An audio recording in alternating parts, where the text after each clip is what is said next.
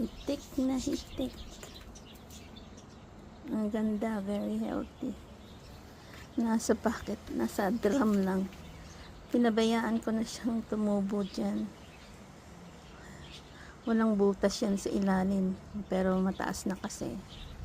Maraming lupa, kaya buhay na buhay siya. Ang ganda ng weather today, ang lamig ng hangin kahit maaraw. Kaya yung mga halaman ko ang gaganda.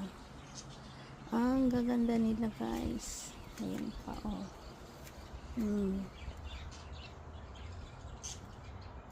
Kamatis. Ito namang mulaklak na. Pabayaan ko na lang siya dyan. Kasi okay naman siya. Kinukuhanan ko lang siya ng paunti-unti. Sa ilalim marami kasing mga babies. Maraming baby na kamatis. Ayan o. Oh, ito naman o. Stable na siya. Stable na. Ayan.